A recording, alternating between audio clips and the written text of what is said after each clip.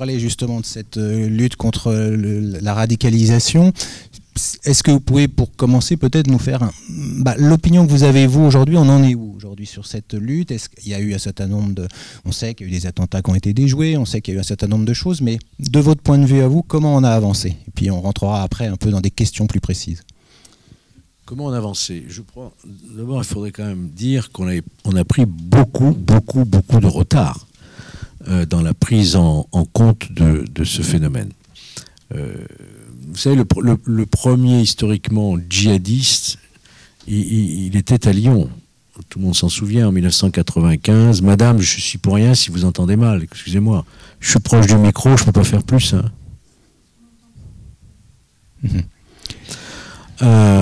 Comme ça. Donc, souvenez-vous, en 1995, l'affaire Khaled Kelkal. Oui. L'auteur des attentats du RER Saint-Michel, et qui était intégré en France, qui a fait des bonnes écoles et qui s'est radicalisé et qui a commis des attentats au nom du GIA de l'époque. Entre 1995 et 2012, date des attentats de Mohamed Merah, c'est vrai qu'on a vécu une période sans attentats. Mais pour autant, le terreau de la radicalisation était là. Et on a fait un petit peu comme si ça n'était pas grave, pour différentes raisons. On essayait de ne pas compliquer la situation de certains quartiers. Les élus aussi, on le sait, avaient beaucoup de mal à appréhender ce phénomène, à le traiter. Et puis il nous a explosé en pleine figure en 2012 et surtout maintenant en 2015 avec les attentats de Paris. On en est où de la radicalisation aujourd'hui? C'est un sujet qui est très préoccupant parce qu'il touche une population certes très marginale, mais tout de même suffisamment importante pour qu'on soit extrêmement vigilant face à ce phénomène. Combien qu'il y a d'individus... D'abord, qu'est-ce que c'est que la radicalisation? Oui. C'est toujours la question qu'il faut poser en premier. À ne pas confondre avec le fondamentalisme. À ne pas confondre avec l'intégrisme religieux. Et le fait même d'être radicalisé, c'est-à-dire en fait revenir aux racines de ce qu'est, selon eux, la religion musulmane du temps du prophète, avec la vie, comme on dit les salafistes, salaf, le temps des anciens, revenir à une pureté de l'islam, ça n'est pas interdit. J'ai entendu un certain... responsables politiques, notamment, vouloir interdire le salafisme en France. Il y a un vrai débat. Il n'y a pas de débat. Pour moi, il n'y a pas de débat. On ne peut pas interdire un courant doctrinaire. On peut le combattre au niveau des idées, au niveau de ses dérives, notamment quand il est politique, sur notre territoire, j'entends, parce qu'on n'a pas à s'ingérer, évidemment, dans les pays du Moyen-Orient, notamment, qui sont salafistes. Mais on peut effectivement discuter, on peut critiquer, mais on ne peut pas interdire. Vous savez, quand je m'occupais de la Miviludes pendant 4 ans, je présidais la mission interministérielle de vigilance et de lutte contre les dérives sectaires, on me demandait souvent, mais pourquoi vous n'interdisez pas tel ou tel mouvement? On ne peut pas. On ne peut pas interdire un mouvement sous peine de porter une atteinte à des libertés fondamentales. Liberté de conscience, liberté d'association, liberté religieuse, tout ce qu'on voudra. Par contre, il faut être intraitable sur les dérives qui, elles, à un certain moment, vont franchir la ligne jaune. C'est-à-dire le non-respect de la loi, le trouble à l'ordre public, le trouble à la santé publique, la mise en danger des mineurs, etc. Et dans la radicalisation telle qu'elle se présente aujourd'hui, qui doit toucher environ... si on en croit les fichiers tels que le FSPRT, par exemple, le fameux FSPRT, je ne parle pas des fichiers S, c'est encore autre chose. Le FSPRT, c'est le fichier qui recense, le fichier de sécurité, donc de la prévention de la radicalisation, qui recense les individus considérés comme radicalisés. Voilà, il y en a à peu près 20 000, oui. Au bas mot. Hein, ça fait 20 000. Alors, ce qu'il faut surveiller ces 20 000, il faut surveiller ces 20 000 individus radicalisés parce que de tous ceux qui sont passés à l'acte, évidemment, ils s'étaient au départ radicalisés. Hein. Donc, c'est ce que je voulais vous dire en premier lieu. On ne peut pas interdire la radicalisation. Encore faut-il aussi la déceler, ce qui n'est pas facile, puisqu'il y a des signaux faibles, dit-on, hein, des signaux faibles.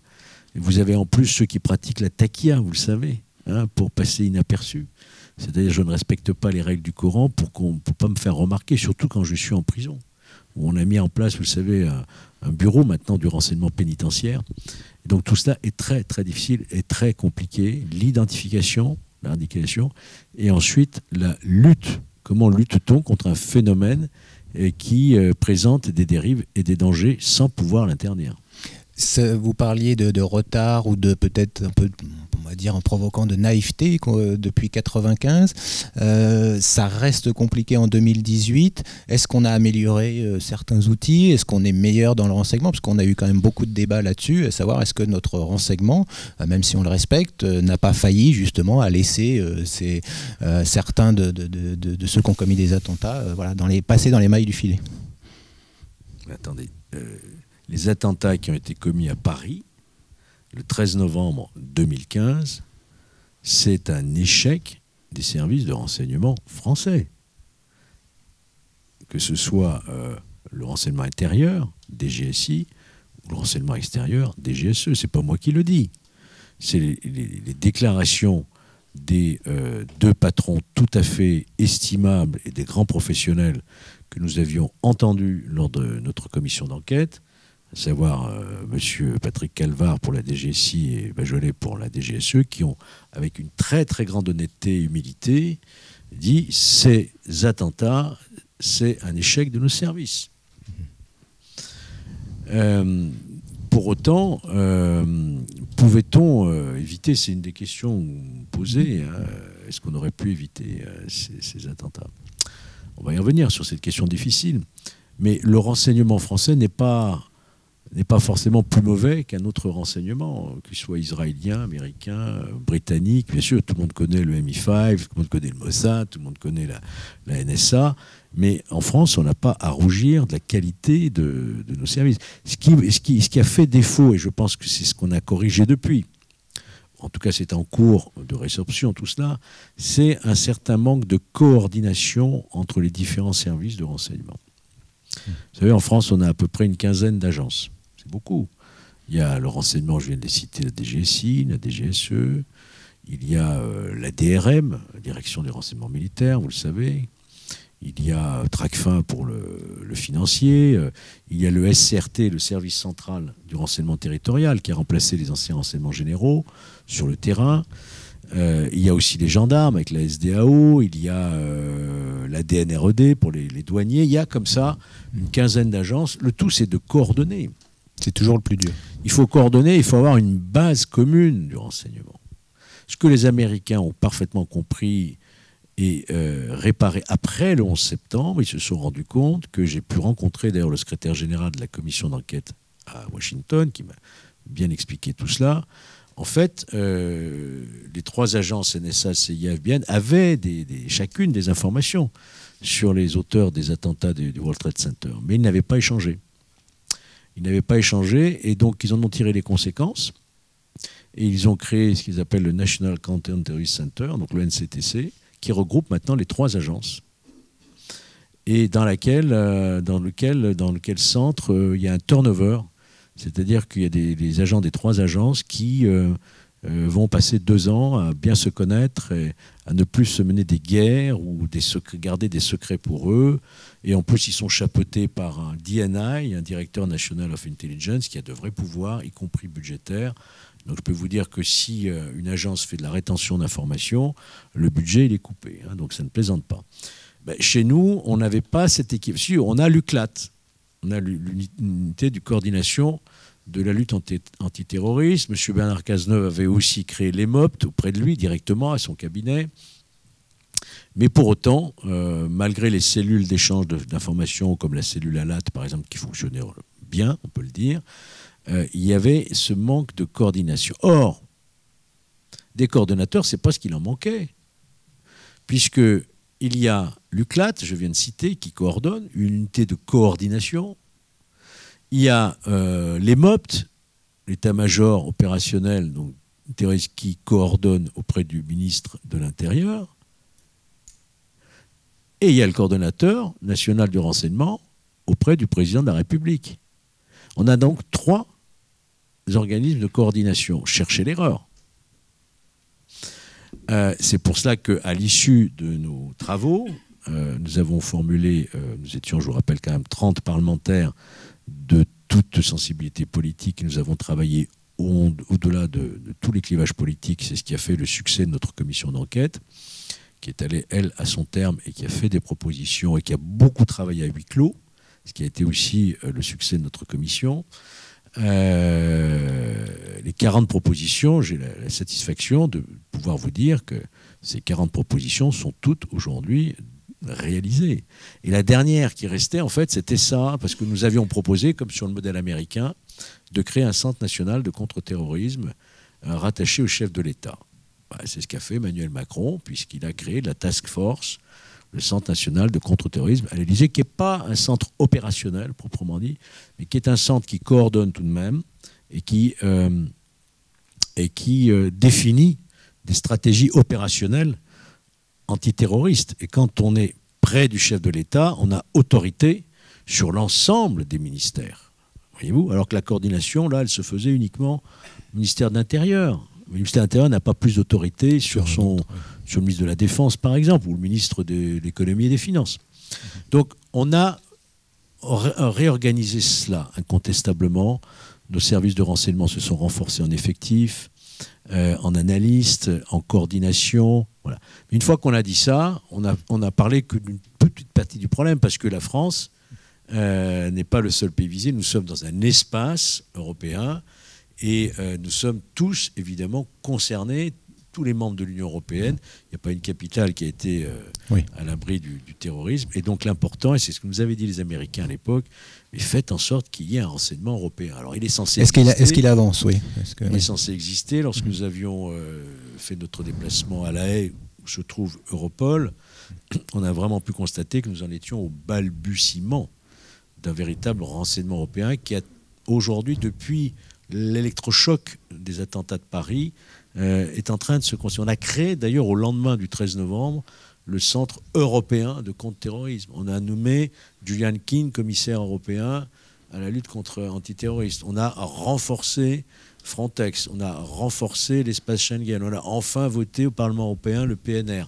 On voit bien que l'Europe aussi maintenant se renforce davantage. Mais on n'est pas encore, à mon sens, comme d'ailleurs le président de la République le souhaite, à avoir une véritable base commune du renseignement, qu'il a appelé une académie du renseignement. Vous savez, le renseignement, c'est un élément essentiel de la souveraineté nationale et on a du mal à donner l'information. Mais en matière de renseignement, on ne parle pas d'économie, là. On parle de terrorisme. Oui. Il faut tout donner dans les bases de renseignement parce que nous y avons tous intérêt. Et si vous m'interrogez sur la faillite du renseignement, comme vous l'avez fait tout à l'heure, moi, je peux vous donner un exemple concret qui vous expliquera mieux que tous les discours pourquoi et comment les attentats de Paris ont pu avoir lieu, en réalité. Qui a été le planificateur ? Je ne parle pas de ceux qui ont commandé depuis Daesh ces attentats, je parle de ceux qui l'ont organisé pour Paris. C'était un certain, vous en souvenez, Abdelhamid Abaoud. Abdelhamid Abaoud était recherché par toutes les polices.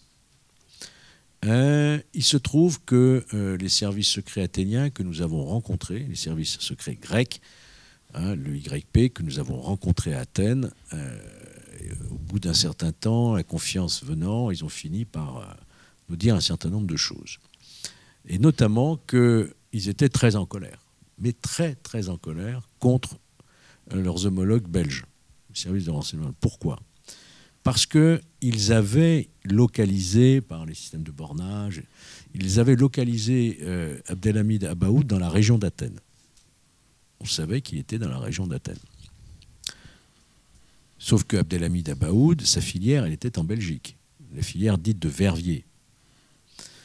Et les Belges décident de démanteler la filière de Verviers le 15 janvier, je crois, 2016.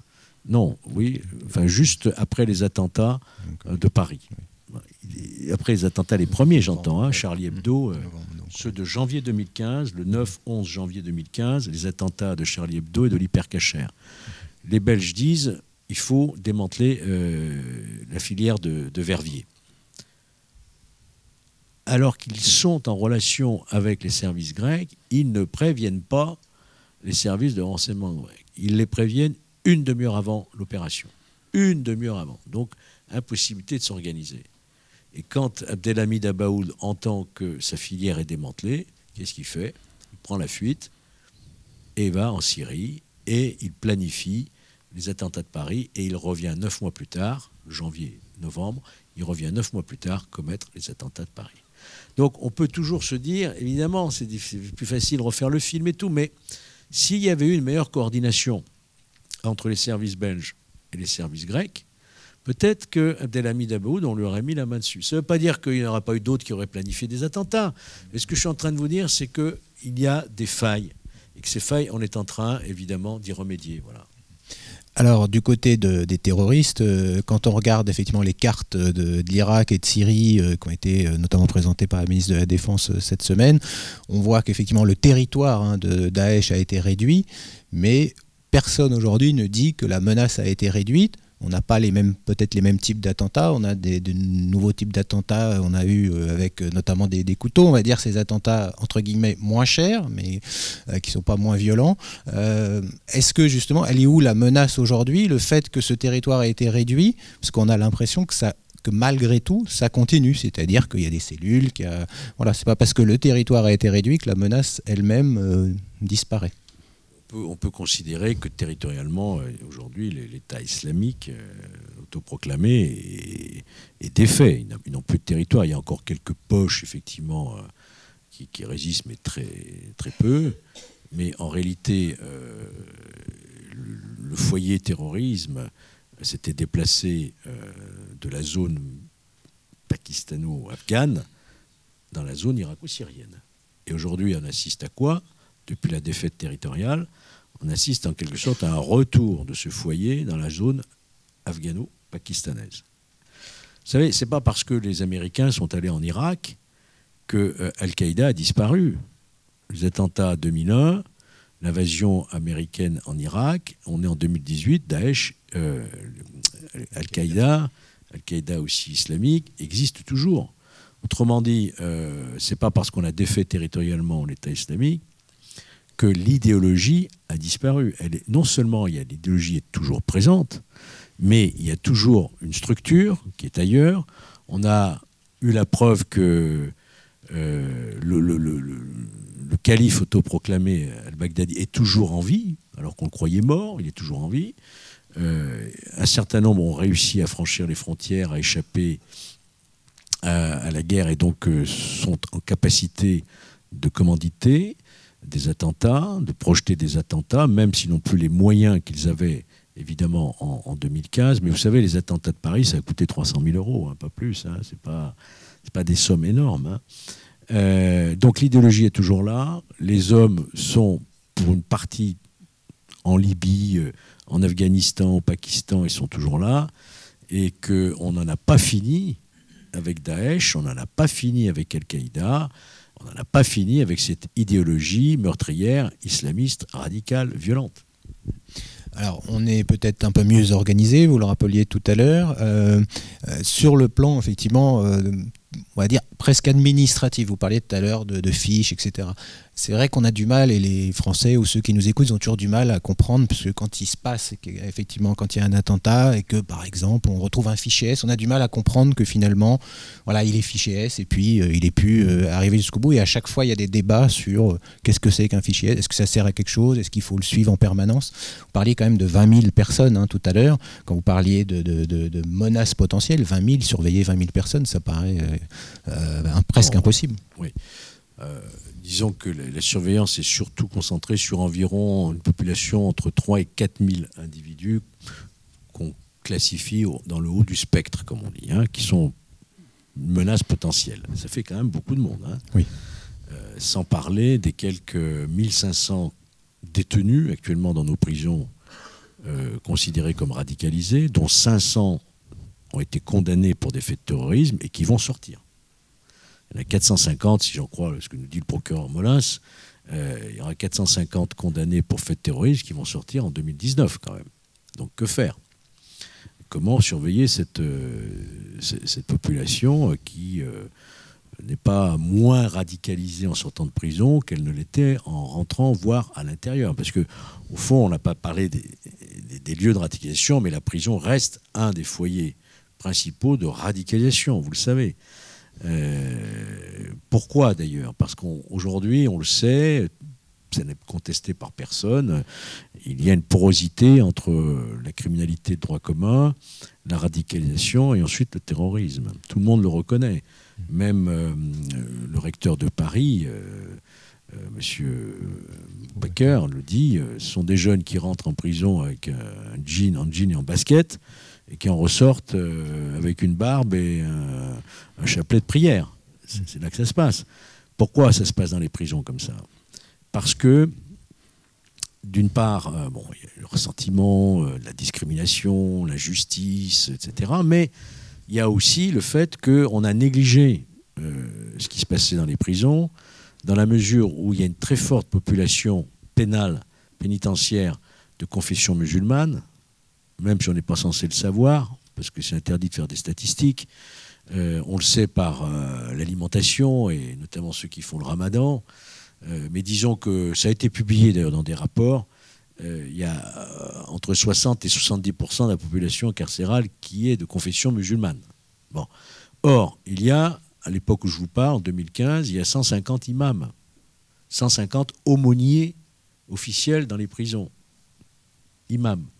Vous imaginez, alors qu'il y a 300 aumôniers catholiques. Et il y a moins de catholiques que de musulmans dans les prisons. Donc ce déficit d'aumôniers musulmans, d'imams dans les prisons, a laissé une place vide, et vous avez ce qu'on appelle des imams autoproclamés dans les prisons qui vont radicaliser les entrants et ceux qui sont présents. Vous savez, la radicalisation dans la prison, c'est pas uniquement de la conviction, hein. Tu es victime, tu es discriminé, il faut revenir au Coran des premiers jours, sauver la terre d'islam, le prophète, c'est pas du tout, c'est pas uniquement cela. Celui qui n'accepte pas en détention de se conformer à des pratiques, des rites, des préceptes, eh ben, il n'aura pas son téléphone portable, il n'aura pas son shit, il sera tabassé, il sera discriminé. Il y a une forme de caïda religieux dans les prisons. Et donc, de gré ou de force, on se radicalise. Voilà. Alors, comment on lutte ça? Maintenant, heureusement, on a plusieurs projets. Un bureau pénitentiaire, ça y est, ça existe. On a, vous me l'avez posé la question tout à l'heure, une loi sur le renseignement. On était le dernier pays européen à ne pas avoir de loi sur le renseignement. On l'a voté en 2015. Qui aujourd'hui légalise des choses qui se faisaient un petit peu sans le dire, mais qui légalise totalement des techniques très intrusives que peuvent utiliser non seulement les services de renseignement, mais aussi les juges et les procureurs. Hein. On parle des IMSI-catchers, on parle des sonorisations de lieux, on parle d'un tas de choses comme ça. On a une loi sur le renseignement qui, aujourd'hui, avec la Commission nationale de contrôle des techniques de renseignement aussi, qui veille évidemment au respect des libertés individuelles. Peut-être une question provocante, mais vous parlez de ce lien entre le trafiquant de drogue qui va basculer, et on l'a vu sur plusieurs attentats, effectivement, devenir terroriste. Ça veut dire que si, au lieu de laisser dans différents quartiers, puisqu'aujourd'hui on voit ça dans toute la France, dans différents quartiers, la drogue s'installer, on luttait efficacement contre la drogue, contre le trafic de drogue et les trafiquants de drogue qui ont des kalachnikovs, on voit ça tous les jours presque, et pas qu'à Marseille, quand on entend parler de ce genre de choses, pour des adolescents qui se font tirer dessus pour, effectivement, à 14 ans ou 16 ans, on se dit, si les élus et les politiques en général avaient pris conscience au lieu de laisser, on va dire, plus ou moins, parce que même les policiers pouvaient dire, c'est tranquille ce qui se passe, on sait ce qui se passe. Sauf que les attentats, ils ont montré qu'on ne savait pas ce qui se passait, parce que ce cheminement entre je suis trafiquant de drogue et à un moment donné je bascule et je vais soit par la prison, soit directement vers la case terroriste, on ne l'avait pas vu venir. Donc pourquoi on ne s'occupe pas aussi de ce terreau-là? Parce que là, on va mettre des milliards, par exemple, pour la ville, etc. Mais la base, c'est quand même l'argent, le trafic de drogue, qui fait que vous avez des armes et que après vous pouvez basculer. Bah, écoutez, ça fait plusieurs décennies qu'on essaye de faire reculer le trafic de stupéfiants, la criminalité souterraine liée au trafic. C'est extrêmement compliqué. Il faut beaucoup de fonctionnaires de police. Certains disent qu'il faudrait l'armée. Non, il ne faut pas tomber dans la démagogie. Hein. C'est comme ceux qui vous disent il faut emprisonner les fichiers S. C'est de la démagogie totale. Qu'est-ce que c'est qu'un fichier S? C'est une fiche de renseignement qui assure le suivi d'une personne qu'on soupçonne d'être radicalisée. Si à partir du moment où vous mettez le nom de quelqu'un sur une fiche de renseignement et que vous l'incarcérez, ça n'a aucun sens. Ce qui ne veut pas dire qu'il faut être extrêmement ferme, par contre, contre, par exemple, des individus considérés comme radicalisés, de nationalité étrangère, il faut expulser. C'est ce que l'on fait aujourd'hui. De même que les imams qui tiennent des discours factieux en France, eh bien, ils sont expulsés aujourd'hui. On en voit sur les réseaux sociaux, hein. On voit certaines vidéos qui sont choquantes. Il faut empêcher ce genre de choses parce qu'on voit c'est contraire, ça trouble l'ordre public et il est inacceptable que dans une démocratie comme la nôtre, on puisse laisser prospérer ce genre de discours. Mais la lutte contre la criminalité, la lutte contre la radicalisation, elle passe aussi par non seulement une répression évidemment renforcée, hein, mais passe aussi par une prévention. Vous parliez des politiques de la ville, on a mis des milliards et des milliards, vous le savez, dans une espèce de tonneau des Danaïdes, sans pouvoir faire véritablement reculer aucun gouvernement de gauche comme de droite, ou on peut ajouter maintenant les marcheurs, n'ont jamais pu encore faire reculer de manière sensible la délinquance dans notre pays. Aujourd'hui, on est confronté à ce fléau de la radicalisation. Il faut se donner les moyens. Il y a eu 4 plans nationaux quand même depuis les attentats de Paris, 4 plans nationaux intéressants de prévention, parce qu'il vaut mieux prévenir que guérir. Il ne s'agit pas d'avoir modifié, ça ne suffit pas. On a modifié, après les attentats de Paris, nos modes d'intervention. On a renforcé les modes opérationnels et de coordination des forces d'élite. On a créé aussi des forces intermédiaires, maintenant, comme les BAC ou les psychsabres, qui ont la capacité d'entrer dans des lieux confinés s'il y a un attentat sans attendre le délai nécessaire d'arrivée du GIGN, du RAID ou de la BRI de Paris. Tout ça, on l'a amélioré, mais il vaut mieux agir en amont, il vaut mieux prévenir, évidemment. Hein. Et la prévention, c'est un travail de chaque instant, de chaque acteur de la société, l'éducation, les parents. Alors on fait beaucoup de choses, il y a des cellules de préfecture, dans les préfectures. On a maintenant, et ça a été la volonté d'ailleurs récemment du chef de l'État, de dire il faut aussi associer les maires. Il faut que les maires soient informés d'une certaine manière des individus qui peuvent être dangereux dans leur commune. Les maires ont un rôle à jouer. Hein. On a créé ces cellules dédiées, il y a le comité interministériel de la prévention de la radicalisation qui est en place. Il y a des discours, des contre-discours qui sont tenus sur Internet, parce que là aussi, évidemment, le véhicule Internet, c'est un moyen d'endoctrinement très facile. On se radicalise dans sa chambre. Un jeune qui tombe sur des sites va se radicaliser. On a mis au point, évidemment, on a voté des textes pour obliger les opérateurs à fermer ces sites qui hébergent ces appels à la propagande djihadiste. On s'est adapté. On a peut-être même, à un certain moment, de mon point de vue, je vais peut-être vous surprendre en disant cela, mais on est resté quand même plus de 2 ans en France, dans notre belle démocratie, en état d'urgence. Oui. C'est-à-dire un état qui n'est pas naturel, où l'administration, le préfet, le ministre de l'Intérieur a des pouvoirs qui sont des pouvoirs judiciaires, de perquisition, etc. Et quand il a fallu, plus personne n'osait sortir de l'état d'urgence parce que vous donniez le sentiment d'affaiblir la lutte contre le terrorisme. Et on a maintenu cet état d'urgence pendant 2 ans. Et quand on en est sorti récemment, en 2017, il y a eu énormément de critiques qui ont été formulées. Et pourtant, il fallait bien en sortir d'état d'urgence. On a d'ailleurs pris le soin de renforcer le droit commun en intégrant dans le droit commun des éléments de l'état d'urgence. Mais si vous regardez en Espagne, après l'attentat de Barcelone, il n'y a pas eu d'état d'urgence décrété. En Grande-Bretagne, il n'y a jamais eu d'état d'urgence décrété. En Espagne ou en Grande-Bretagne ou ailleurs, il n'y a jamais eu de force sentinelle déployée comme nous l'avons fait pendant 2 ans. 10 000 hommes sur le territoire national, alors que ce sont des hommes qui sont préparés, formés pour faire la guerre et pas pour faire de la protection civile sur le territoire national.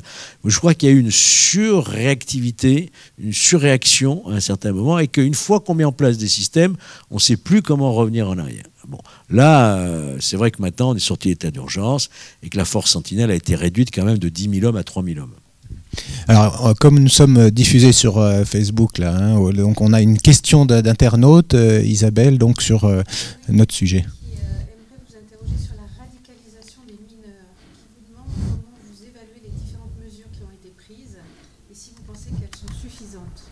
Donc on parle de oui. Voilà, donc la radicalisation des mineurs et les mesures qui ont pu être prises. Les mesures ce sont des mesures de droit commun, je dirais, c'est des mesures de protection de l'enfance. Donc ça relève du juge des enfants, ça relève des éducateurs, de la sensibilisation des parents. Il faut savoir reconnaître les signes de radicalisation d'un mineur. Il change d'attitude, il mange plus de la même manière, il ne participe plus aux fêtes, absentéisme scolaire, vestimentaire, il s'habille autrement. Il y a des signes très visibles, hein. Il y a d'autres signes moins visibles qu'il faut savoir déceler. Les mineurs qui sont radicalisés, vous savez, à partir du moment où ils ne commettent rien, ils ne relèvent d'aucune institution à proprement parler de protection. Ils tombent sous la protection judiciaire de la jeunesse ou de l'ASE pour les départements. À partir du moment où il y a un danger pour l'enfant, une action de mise en danger de l'enfant, d'un milieu familial carencé, ou qui n'a pas son éducation, ou les soins, etc. Mais qu'on me dise, qu'on vienne m'expliquer comment on peut déradicaliser. Est-ce que vous y croyez, vous, à la déradicalisation ? Moi, ça me faisait un peu sourire quand je voyais le gouvernement, à l'époque de Manuel Valls, créer des centres de déradicalisation sur le mode du volontariat, en plus. C'est-à-dire, il fallait que ces jeunes radicalisés lèvent le doigt pour dire « je veux me faire déradicaliser ». Et quand on a une petite expérience de ce qu'est l'endoctrinement, une fois que le cerveau est modifié, c'est pas dans un centre en une semaine ou en un mois que vous allez modifier le psychisme. Une psychothérapie, moi qui me suis occupé beaucoup de l'endoctrinement sectaire parce qu'il y a des similitudes, c'est 20 ans de psychothérapie. Et d'ailleurs l'endoctrinement, il y a beaucoup de similitudes dans la mesure où ça passe par en gros 3 étapes. La séduction, d'abord, tu es le meilleur, tu es l'élu, tu es victime, etc. Ensuite la rupture familiale, sociale, professionnelle, scolaire, et ensuite le 3e et dernier stade, ultime, le passage à l'acte. On retrouve la même chose dans le phénomène sectaire. D'où l'implication d'ailleurs aussi de la Miviludes dans la lutte contre la radicalisation. Comment on s'occupe des mineurs? Par les textes de l'ordonnance de 58, la protection judiciaire de la jeunesse, le juge des enfants, voilà. Je parlais du territoire de Daesh qui était réduit. Il n'empêche qu'il y a encore des Français qui sont en Syrie. On parle de familles françaises, on parle, je dirais, de femmes et d'enfants, d'hommes aussi, bien sûr. Il y en a qui veulent revenir. Il y a un vrai débat là-dessus. C'est-à-dire, qu'est-ce qu'on va faire de ces Français qui sont aujourd'hui encore dans des zones... il y en a qui ont été... qui a eu de la justice en Irak, il y a eu donc... Qu'est-ce qu'on peut faire? Et on a vraiment, on se pose la question, on se dit bon ils ont été faire la guerre. Il y a ceux qui vont dire ils ont été faire la guerre, tant pis pour eux. La réponse, mais ce sont des Français. Effectivement, la réponse a été très claire. Ceux qui, nationalité française, sont partis sur ces territoires de guerre, retourner les armes contre leur propre pays, et qui se font prendre en Irak ou en Syrie, ils sont justiciables des justices territorialement compétentes. Alors évidemment, ce n'est pas tout à fait les mêmes canons, sans aucun doute, le même niveau de respect des droits de la défense qu'on peut connaître chez nous, mais ils ont pris un risque. Donc ça a été la position adoptée par le gouvernement. Ceux qui sont arrêtés sur place, on n'a aucune obligation de secours d'aller les chercher pour les faire juger chez nous. Et certains juges, évidemment, veulent en avoir quelques-uns quand même qui soient extradés pour venir répondre des attentats sur Paris, par exemple. Mais autrement, les combattants, comme on dit, les combattants sur les territoires de Syrie et d'Irak, ils sont attrapés sur place, ils sont jugés sur place, c'était leur risque et péril. Ceux qui arrivent à franchir la frontière et revenir, ils sont immédiatement judiciarisés, puisque c'est une infraction d'avoir rejoint un théâtre de guerre. On a créé ce type d'infraction, et aujourd'hui, vous connaissez la politique pénale très ferme du parquet de Paris, on a criminalisé l'association de malfaiteurs en vue de commettre des actes de terrorisme, et on en a vu des condamnations tomber jusqu'à 20 ans d'emprisonnement. Oui, parce il y en a qui réclament effectivement leur retour, qui disent voilà, je n'ai pas participé, oui, ou une femme avec enfant qui dit les enfants. Alors, il y a quelques cas effectivement, ça sera très difficile d'établir quelque chose, mais la plupart sont judiciarisés. Ceux dont on n'arrive pas à judiciariser, on peut, grâce aux mesures qui ont été votées à la sortie de l'état d'urgence, ordonner des assignations à résidence, des obligations de pointer, de ne pas fréquenter certains lieux. Tout cela, on l'a mis en place. Donc, quelque part, c'est aussi un message pour ceux qui seraient encore tentés aujourd'hui d'y aller. Oui, maintenant c'est fini. Il n'y a plus de départ. On a un peu fantasmé, je dirais, sur ces revenants, donc on appelle les returns. Il n'y en a pas eu tant que ça, en réalité. Il y en a beaucoup qui sont morts sur place. Il y en a d'autres qui sont partis dans d'autres régions. Il n'y en a pas eu tant que ça. Maintenant, la préoccupation, ce n'est pas les revenants, c'est les sortants de prison. Ceux qui vont sortir et qui ont été condamnés pour terrorisme. Et vous avez vu le dernier plan qu'a annoncé le Premier ministre, dans le 4e plan national, on a créé au sein de l'UCLAT une cellule spécialisée qui va surveiller tout particulièrement les sortants de prison. Oui, parce qu'on peut imaginer qu'ils se doutent très bien qu'ils vont être surveillés à la sortie, donc ils vont prendre les mesures aussi nécessaires. Comment les renseignements vont faire en sorte de ne pas les rater à un moment donné, de ne pas les perdre, parce qu'eux, ils savent très bien ce qui les attend à la sortie, les 450 là, dont vous parlez. Ils n'imaginent pas qu'ils vont avoir qu'ils vont pas être surveillés. Oui, mais ça, c'est la qualité de nos services. Ils ont les moyens. Je vous disais tout à l'heure, on a voté une loi, les effectifs ont été renforcés, mais ce serait malhonnête de vous dire le risque zéro n'existe pas. Personne ne peut dire que le risque zéro n'existe pas. On a des gens qui vont sortir, qui sont très endoctrinés, encore plus parce qu'ils ont purgé une peine qu'ils estiment injuste, pour la plupart. Et donc, peut-être que certains vont vouloir finir leur djihad de manière héroïque, c'est-à-dire en sacrifiant leur vie, en commettant des crimes. De toute façon, aujourd'hui, on voit bien que les attentats ne sont pas terminés. Il y en a malheureusement régulièrement. Vous avez dit, ces attentats low cost avec un couteau, un véhicule, ça ne demande pas beaucoup de moyens. Alors, on est à la frontière souvent avec des déséquilibrés, mais attention à ne pas psychiatriser les terroristes. C'est pas de la psychiatrie. Il y a souvent des débats. Il y a eu quelques cas où justement on parlait de psychiatrie et les gens mettaient cette... Bien sûr qu'il faut être cinglé, comme on dit vulgairement, pour se faire sauter avec une ceinture et commettre des attentats type Bataclan. Mais pour autant, ils savent très bien ce qu'ils font. C'est pas des fous. Ils sont pas des malades mentaux. Et tout cela est parfaitement pensé par des doctrinaires qui tiennent un discours, tout cela est programmé, ce n'est pas les exécutants. Bon, parmi les exécutants, ceux qui font allégeance, comme on dit, à l'État islamique, il y en a évidemment une partie qui ne sont pas tout à fait, je dirais, d'aplomb. Mais ne pas mélanger la psychiatrie et le terrorisme, autrement ce serait méconnaître le phénomène. Alors on va peut-être avoir des questions dans la salle, monsieur, au fond.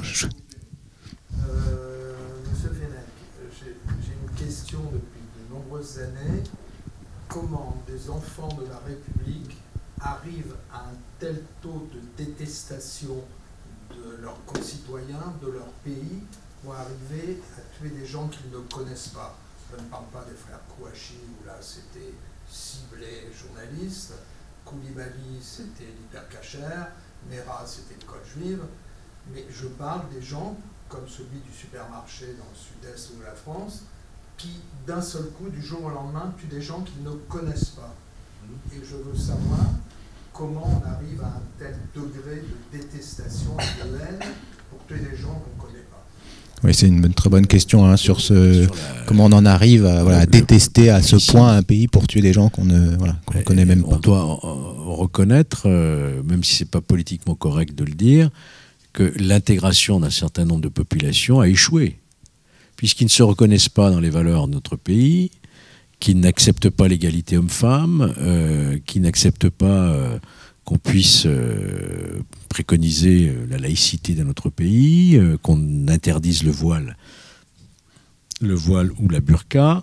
Tout cela fait que il y a, comme on dit, un effet de communautarisme, de repli sur soi, et de détestation à partir du moment où on a la conviction qu'il faut islamiser notre pays aussi. Voilà, c'est bien ça le djihad. Hein. On va islamiser la planète. Voilà. Donc, comment on arrive à ça? Il y a des multiples explications. Il y a sans aucun doute une défaillance de la République. Ça, c'est sûr et certain, au niveau de l'école, notamment, au niveau de la réussite professionnelle. Mais c'est pas que ça. Ça relève aussi d'une idéologie qui dépasse. Vous savez, quand j'entendais dire ils sont victimes d'apartheid, c'est déjà un petit peu les excuser. Pas du tout. Il n'y a pas d'apartheid dans notre pays. Chacun a... Bien sûr qu'il y a des inégalités sociales, mais il y a toujours eu des inégalités sociales. Des époques, dans tous les lieux, il y a des inégalités sociales. Il y a ceux qui choisissent d'en sortir et ceux qui choisissent de prendre des armes aujourd'hui pour donner, disons, une sorte de justification, de sens à leur échec et à leur criminalité aussi. Leur criminalité, tout à coup, est saluée par un État islamique. L'esprit romanesque. Je vais participer à la création de l'État islamique dans la tête de ces jeunes. Tout à coup, ils étaient des délinquants et ils deviennent des héros, des chevaliers en quelque sorte, de conquête pour la terre de l'islam. Voilà, en gros. Je ferai juste une parenthèse de témoignage personnel. Mes amis marocains et algériens des années quand j'étais adolescent, personne ne parlait de l'islam, personne ne parlait de burqa, personne ne parlait de voile dans les cours de récré. Par contre, ils étaient fiers effectivement d'être marocains ou d'être algériens. Et là, il y a vraiment eu un changement effectivement dans les années 80, vous avez rappelé 95 et par la suite. C'est-à-dire qu'on a basculé sur la religion. Alors que dans ces années-là, par contre, vous ne confondiez pas un Marocain et un Algérien, et eux-mêmes, dans une cour de récré, ça se passait pas bien. Mais on a basculé. On ne dira jamais assez qu'en nombre de victimes, les plus grands nombres, oui, c'est des musulmans eux-mêmes. Exactement, il faut le rappeler. Alors, il y a pas mal de questions. Je vais prendre... Alors, madame d'abord, s'il vous plaît. Vous aviez parlé de femmes, mais vous aviez parlé de femmes, vous aviez aussi mentionné qu'il y a un lien aussi avec tout ce qui était ce que j'appelle cartel, la drogue, qui donne plus de pouvoir, plus de ressources malheureusement. Est-ce que vous ne pensez pas aussi quelque part, il y a beaucoup de points, mais je ne peux pas tous les tout de suite, mais ce que je veux dire par là, est-ce que vous pensez qu'il y a plus que de la radicalisation, qu'il y a aussi par rapport à ce retard de connaissance et ce retard d'action, malgré toutes ces actions qui ont pu freiner certains événements aussi, parce qu'il y a ce côté-là quand même, vous ne pensez pas que c'est plutôt aussi une histoire d'identité? Il y a beaucoup plus que l'islam. Il y a dans tous les environnements, à tous les essais de la société, nous retrouvons un problème d'État islamique qui est bien présent, bien plus présent que ce qu'on pense. Donc je pense que l'identité, ça serait un terme beaucoup plus général et beaucoup plus représentatif que ce qu'ils ne peuvent pas vraiment définir. Vous avez tout à fait raison. C'est un problème d'assumer ce que l'on est à certains moments dans une société dont vous pensez qu'elle vous rejette, qu'elle ne vous donne pas les mêmes chances et qu'elle ne vous accepte pas. C'est évident. Le fait de se revendiquer, ses actions terroristes au nom de Dieu ou au nom d'une religion, la plupart connaissent très très mal leur religion, voire sont déconvertis très fraîchement, ou n'ont jamais pratiqué. Mais tout à coup, ils voient ce qu'il se passe et ils se disent, mais voilà, aujourd'hui j'ai retrouvé ma fierté puisque je vais défendre au fond ce que je suis, ce que je resterai toujours. Et donc on passe à cette radicalisation violente ainsi par un gros problème de sens, de quête, de valeur. On perd ses repères, on perd ses valeurs.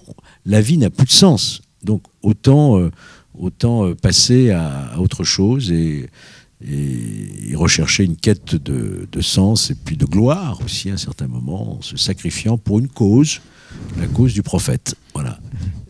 Et tout cela s'explique. Il y a une logique en fait. Il y a une logique qui explique très bien des gens comme Keppel ou quand vous lisez tous ces... C'est tout à fait ça. C'est tout à fait ça. C'est très logique. Ce ne sont pas des déséquilibrés. Hein. Ils ont parfaitement conscience de ce qu'ils font et de ce qu'ils encourent et des dégâts et des dommages qu'ils occasionnent. Alors comme il y a pas mal de questions, on va essayer de répondre rapidement aussi et si vous voulez bien poser vos questions également de manière courte puisqu'il y a plusieurs encore questions. Merci. Je voulais savoir si vous avez le sentiment que l'on peut avoir actuellement à la lecture de beaucoup de reportages qu'il y a une progression très sensible du prosélytisme, alors purement, là je dis bien salafiste, avec en particulier une déscolarisation dans beaucoup de nos cités, etc., d'enfants qui sont liés à eux-mêmes, et que ce processus donc, est en train de plutôt s'accélérer.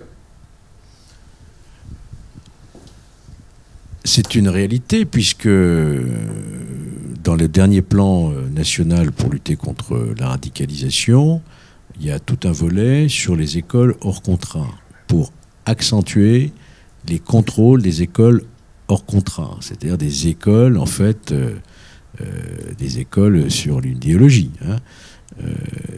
On le voit à travers ces écoles qui naissent et qui fleurissent un peu partout, mais en plus grand nombre. Donc ce prosélytisme est en train de gagner effectivement du terrain et l'islamisme radical est en train de gagner du terrain sur le plan de l'idéologie. C'est ça la véritable lecture. Mais là, après tout, c'est pas, je dirais, le problème des responsables politiques, c'est pas le problème des élus, c'est le problème de la religion elle-même. Il faut que la religion, elle fasse son propre ménage. Vous comprenez ? De même que des dérives sectaires existent dans le catholicisme, ou dans la religion juive, ou dans le protestantisme, on le sait très bien.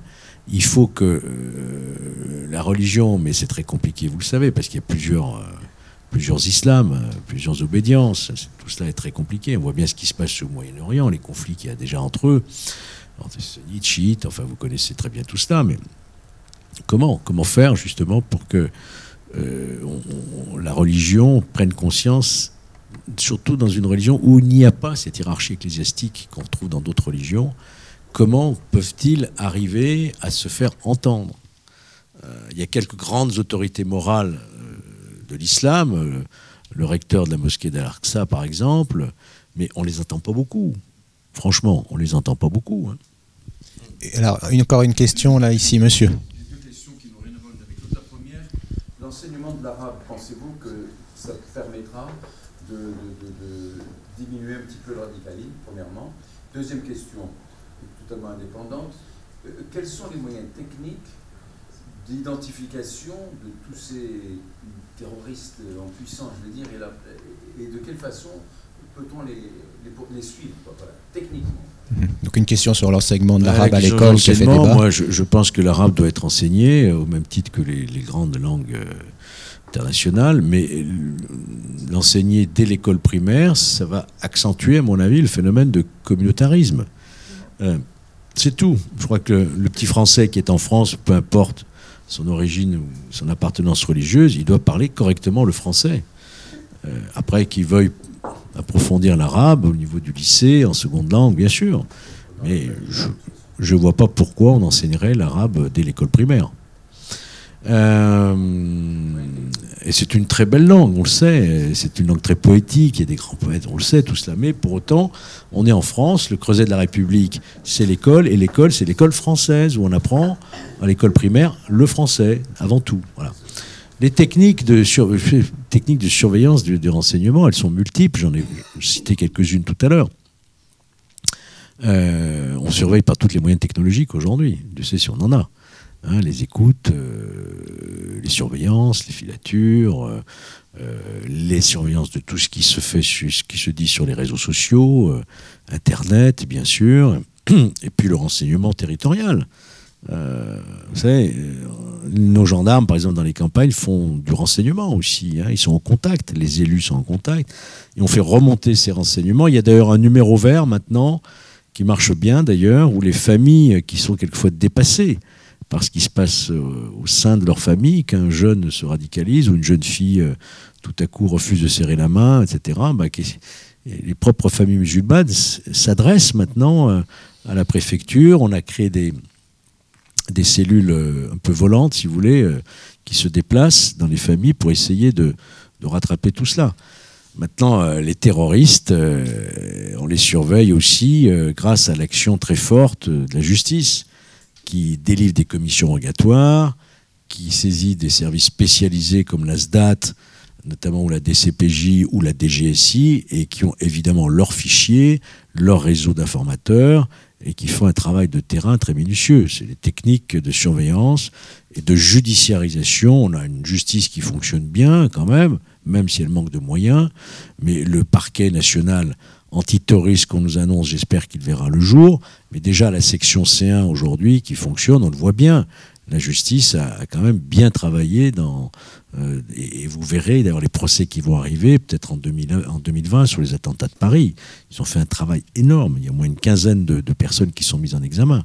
Même si les auteurs directs sont tous morts, sauf Salah Abdeslam, il y a eu beaucoup de logisticiens et de complices qui vont répondre de ces attentats en 2020.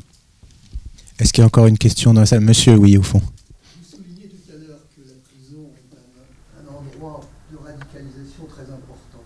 Est-ce que nous ne sommes pas très imprudents de mélanger des primo-délinquants, des petits délinquants avec des radicalisés? Est-ce qu'il n'y a pas un moyen de mettre ces radicaux dans un endroit particulier?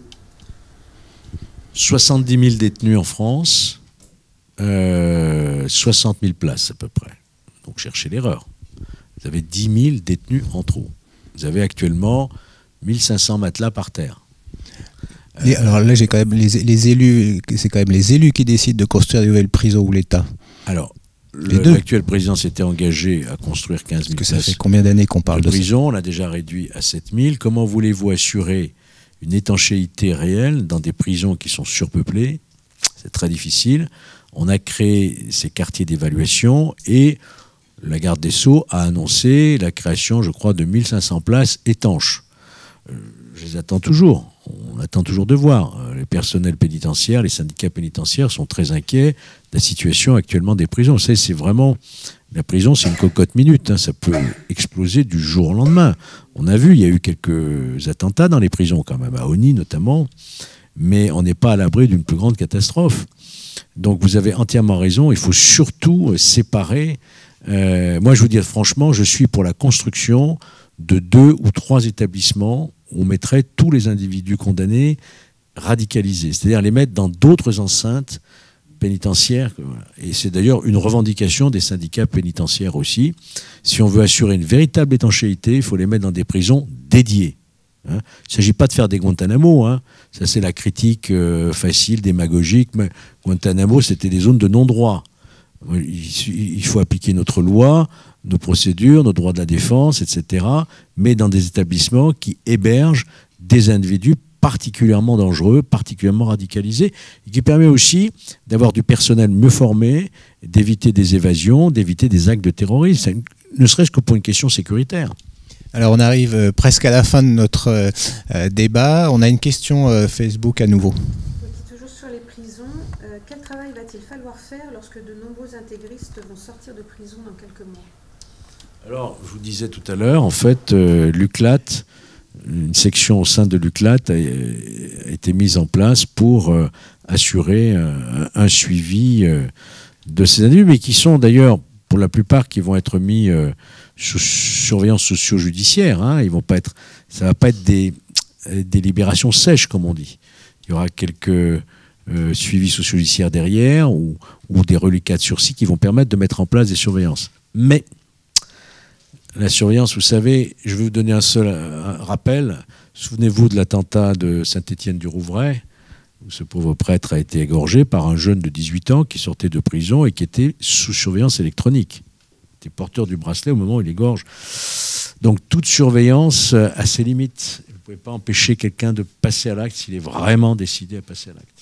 Donc il y a un vrai défi pour notre société aujourd'hui, c'est de prendre en considération cette menace qui est réelle, qui a été parfaitement mise en exergue par le procureur de Paris, et il faudra vraiment mettre les moyens de la surveillance au maximum pour éviter, si possible, qu'il y ait des récidives. On arrive donc quasiment à la fin. Peut-être pour terminer, peut-être par une conclusion, vous parliez tout à l'heure de peut-être pas de naïveté, mais en tout cas, voilà, on a mis du temps. Les autorités, les politiques, les élus ont mis du temps à réaliser ce qui se passait finalement, cette menace. Voilà, on est en 2018, on connaît encore tous la ligne Maginot, mais finalement, on découvre un nouveau style de guerre avec cette guerre qui s'est installée sur d'autres territoires. Ça veut dire effectivement un autre moyen de répondre à ce type de guerre. Est-ce qu'aujourd'hui, vous diriez que voilà, on a compris ce qui se passait. Voilà, maintenant on va mettre les éléments. Vous avez dit qu'il peut y avoir des défaillances, mais qu'on a vraiment eu cette conscience et qu'on a mis les outils dont on peut disposer, je dirais, pour faire face à cette nouvelle menace. Oui, encore une fois, on s'est vraiment doté de lois. Il y a eu 8 lois depuis 2012 pour lutter contre le terrorisme. On s'est doté de toutes les lois possibles, imaginables, en étant même des fois à la limite vraiment de l'état de droit. Quand vous autorisez un préfet à faire des perquisitions, etc., même sous le contrôle du JLD, c'est quand même limite. Donc je crois qu'on a été très très loin en termes de dispositifs législatifs, de nouvelles structures, etc. Mais le problème, il ne se réglera pas de cette façon-là.